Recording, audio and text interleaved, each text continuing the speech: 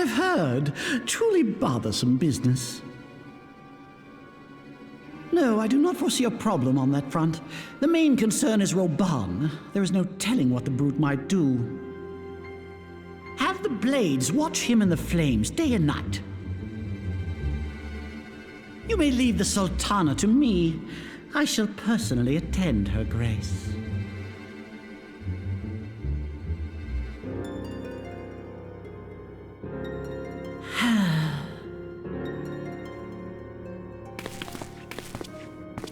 Sever one of the East Aldenard trade routes. That ought to keep Lolorito occupied for a while.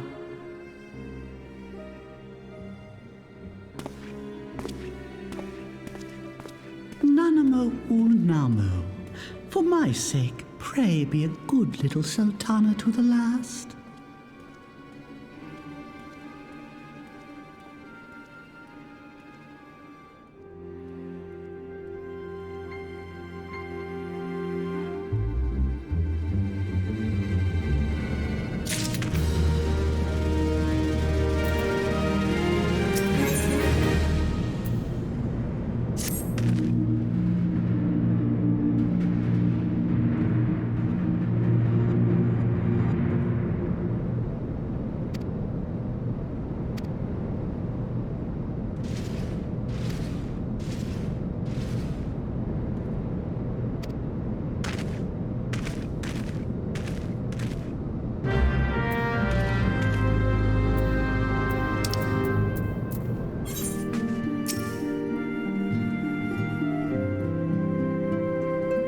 Welcome back, my friend.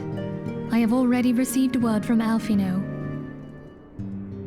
To think that Flame Marshal Huayu was the Garlean agent, I know not what to say. Together with Robon, Eileen lent us much-needed aid at the time of our Order's founding. She was particularly passionate about the need to tackle the primal threat. When we discussed the subject, her eyes fairly shone with determination. Whatever else she may have been, I choose to believe that it was her true self with whom I spoke then. But now is not the time to dwell on such matters. I have an important announcement to make regarding our effort to defeat the Ascians. We shall begin as soon as everyone is assembled.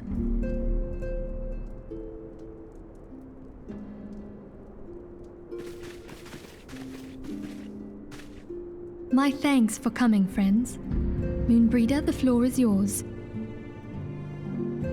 By now, I'm sure you're all familiar with White Auracite, the miraculous material that'll allow us to capture Ascian souls.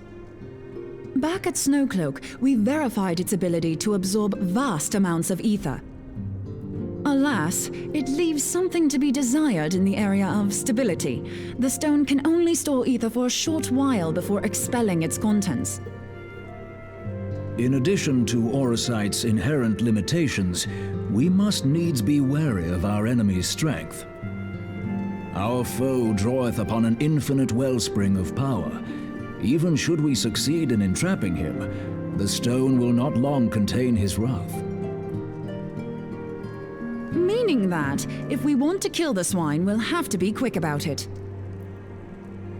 'Tis our belief that an Ascian soul may be permanently undone, if smitten by a sufficiently concentrated burst of pure ether. The only trouble is, we can't say for sure how concentrated the burst needs to be. Without knowing how much ether an Ascian soul is composed of, we're basically guessing. Our sole clue lieth in thy struggle with La Habrea. During that encounter, Heidelin bid you forge what she called a Blade of Light, a weapon which took the form of a luminous stream of energy. Based on your description, we believe the blade with which you vanquished your foe was composed of ether. Admittedly, your victory proved ephemeral, as La Habrea was able to use a crystal of darkness to flee into the space that lies between our world and the void.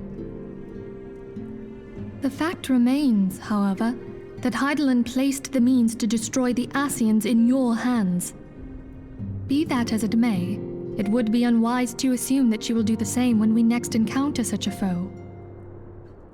Quite so, my lady. we must needs find the means to forge our own blade of ether, one to equal that which Heidelin did benevolently bestow upon her champion. That is all well and good, but it seems to me that producing such a blade will require a prodigious quantity of ether. Whence will it come, pray tell? Oh, what if we had 2 pieces of white aurosite? One to trap the Ascian, and the other to store the ether for the blade. Oh, nice try. But it's as I said, the stone won't hold ether for any length of time. We'd still need to collect the stuff there and then, sorry to say. And therein lies the rub. Finding a way to create the blade whenever and wherever we choose. Twould seem more research is in order. I'm going to linger a while, perform a few more tests on the aurosite. And I could do with some help. Urianger, why don't you lend me a hand? Mine apologies, but I am required at the Waking Sands. Lady Minfilia hath given me sole charge of the premises. 'Twould be unseemly to leave them unattended. Sole charge, you say? So you're basically alone there then? Well, that settles it. I'll just have to come to you.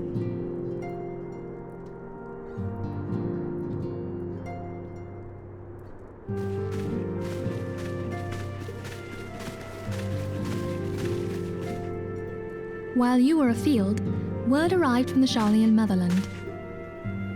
You will recall that a survey party was dispatched to investigate the incident at the Isle of Vow. What they discovered was troubling, to say the least. According to the report, the Isle has been erased from existence. 'Twas as if a hole had been torn in the very fabric of reality. Aye, yet the mystery endeth not with the Isle's disappearance. It hath come to light that a number of scholars in various other locales were reported missing at a similar juncture. What's more, they all had something in common with the head of the students of Baldessian. Every last one of them was researching a phenomenon called dimensional compression, or the rejoining as the ancient texts call it. I'll be damned if that's a coincidence. All indications suggest Ascian involvement, but I sense that a force greater still is at work. The entity the dark beings call the one true God. We must pray that my dear friend Kryl regains consciousness soon. If she bore witness to the Isle of Val's final moments, she may be able to shed some light on this mystery.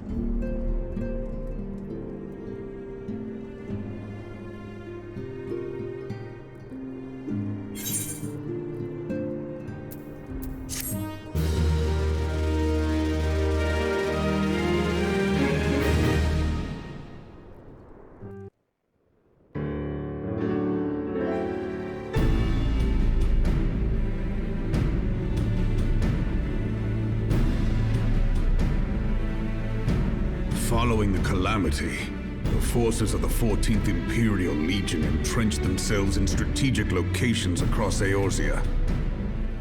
So swiftly did they accomplish this, it was suspected that they had received help. To think that it came from Huayu, my right hand. There is more. We have reason to believe that Huayu didn't deal exclusively with the 14th. She also answered to a higher authority in Garlemald. But this higher authority could not have been the Emperor. By consenting to the media project, Solus Zos Galvus showed himself to be more concerned about preventing the spread of primal influence than claiming Eorzea for the Empire. He would happily have seen the lot reduced to ash. We believe a number of high-ranking figures within the royal household were against the decision, but that they knew better than to oppose the Emperor openly. Of course, this didn't prevent them from making clandestine provisions, in which Huayu played a part. Alas, these provisions did not prevent Dalamud from falling, and the ensuing chaos changed the face of the realm forever. Yet Eorzea survived. To all intents and purposes, the Meteor project had failed, and the Empire was left to rue its lack of a decisive means to eliminate the primals. Until, that is, it stumbled upon the Ultima weapon. Even before the accursed thing was dug up, it seemed to me the 14th had the might to overwhelm our weakened armies. Yet they chose to hide behind their walls. Why? The Black Wolf was wary of making the denizens of Eorzea desperate, lest more primals emerge to bleed the land. The discovery of the Ultima weapon, however, emboldened him to resume his war of conquest in earnest. But there was one in Garlemald who believed that Van Belsar's actions were premature. One who stood higher in the Imperial Army's chain of command. He ordered the Legatus to halt his advance, only to find that the Black Wolf had slipped its leash, and that the 14th now acted alone. In a bid to bring Van Belsar to heel, he used the agent he had planted in Ul'dah prior to the Calamity to undermine the Legion's efforts. A man who outranks Van Belsar, yet opposed the late Emperor's decision to annihilate Eorzea. This could only be the former High Legatus of the Garlean army, now known as Emperor Varus Galvus. So he was Huayu's true master. But one of several in actual fact. We've learned that even as Huayu served the Empire's interests, she sold Imperial secrets to a certain faction in Eorzea. In so doing, she helped to maintain the status quo, thus prolonging the conflict. Considering who stands to profit from war, it isn't hard to imagine who her other masters were. Seven hells! You mean to say that she was a double agent? Triple, if you consider her services to Van Belsar and the new Emperor as separate. As neatly as these pieces seem to fit, one aspect of the puzzle remains unclear to me. By whose will was the Marshal feeding intelligence to the heretics? And try as I might, I fail to see how aiding their cause would profit either her Imperial or monetarist masters. Could it be that another hand is at work here? If so, Huayu must be made to reveal whose it is.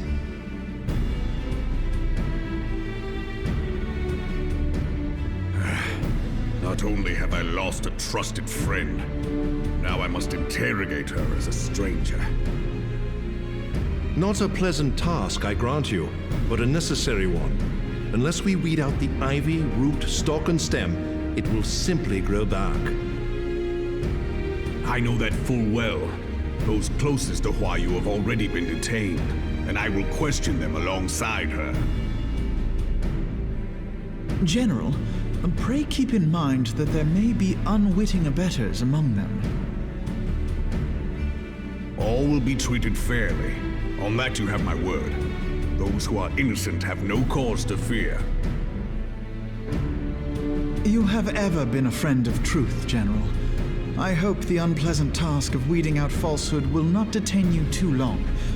Though it be for the sake of Eorzea, doubting one's comrades is poison to the soul. And with that, I take my leave.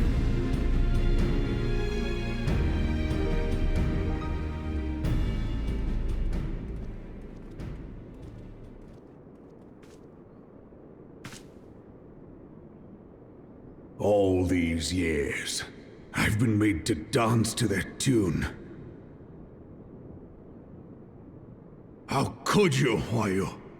How could you side with them? Those cankers who take from this land and give naught in return, who use their power to disempower and grow fat while the people starve. I know you can hear me, monetarist scum! Your crimes will not go unpunished! Today I will purge this land of your sickness before the eyes of the 12, I swear it!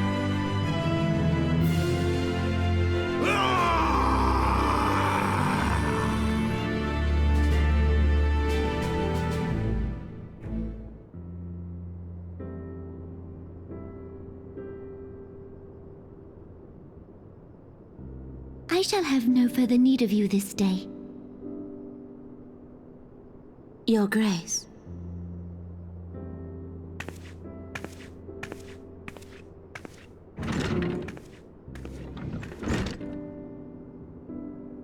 I fear that not even mine own chambers shall remain private for long. Has the situation grown so grim?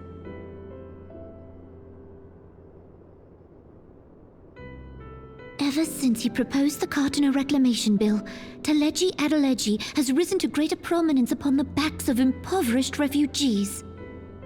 The monetarists were ever united in their pursuit of profit, but the man's actions have torn a rift in their ranks. They snap at each other as rabid dogs.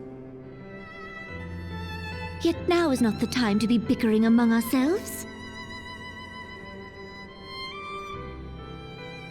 If this bickering is a threat to law and order, might you not have grounds to dissolve the syndicate? Would that the solution were so simple, Admiral. Alas, my moving to dissolve the syndicate is certain to spark outrage among the influential merchant class, whom the Cabal represents. This would serve to exacerbate the current unrest, and peace would slip still further away. Be they rich or poor, natives or refugees, all who reside in Ul'dah have a right to pursue happiness. It is the duty of a ruler to protect this right. If I am to perform my duty, I must needs tread warily. It would not do to make enemies heedlessly. Were Lord Lolorito here, he would doubtless say that I have my head in the clouds. A ruler is required to take a wide view. Try as we might to cater to all needs, some will inevitably be overlooked. As such, there shall ever be citizens who feel aggrieved. It cannot be helped. But as you have informed us, the monetarists take no view but their own. They hunger for power while the masses starve. In the absence of a common cause, it seems beyond any one individual to make Ul'dah whole. And the presence of a Garlean agent within the Immortal Flames only makes matters worse. Even accounting for Ul'dah's historic reliance upon mercenaries, such a grievous breach of security is unprecedented. I fear this business will provide the monetarists with a rod to beat Rauban.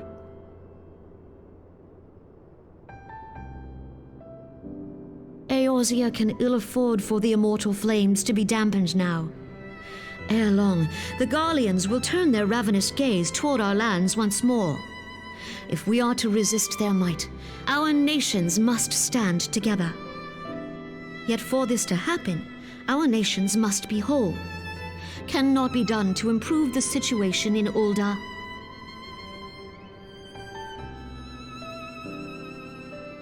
The true wealth of Ul'dah lies in the health, happiness, and hopes of her citizens. Alas, the citizens shall never know these things, so long as their lives are ruled by the ambitions of the few. The monetarists claim to represent the best interests of the people, but in sooth they desire only to manipulate them for their own selfish ends. For the government to serve the people, it must be formed of the people.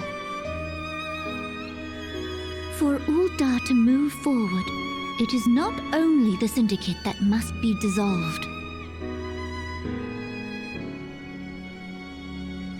Nay, you jest.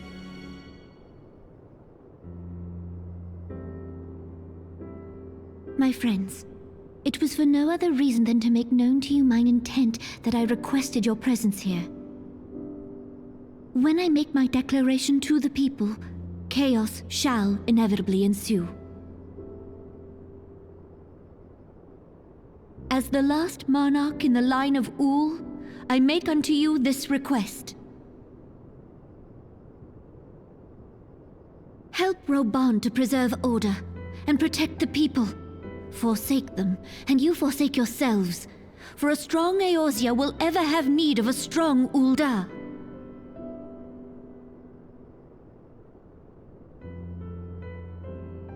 Your Grace, are you certain of this?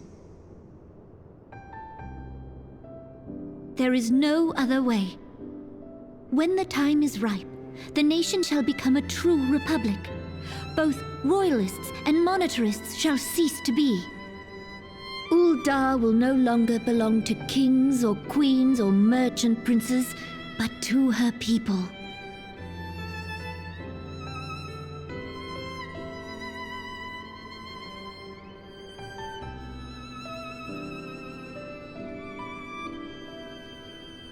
Roban, forgive me for casting aside all that you have toiled for in my name.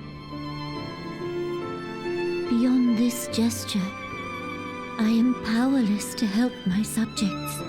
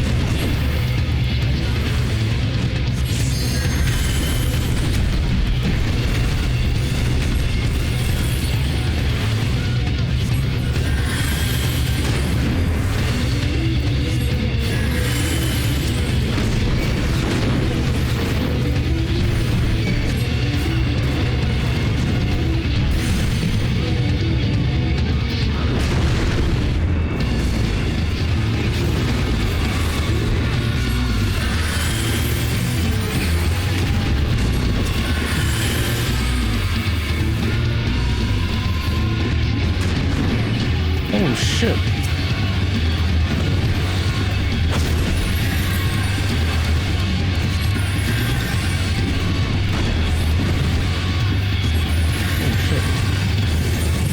Fuck. Fuck.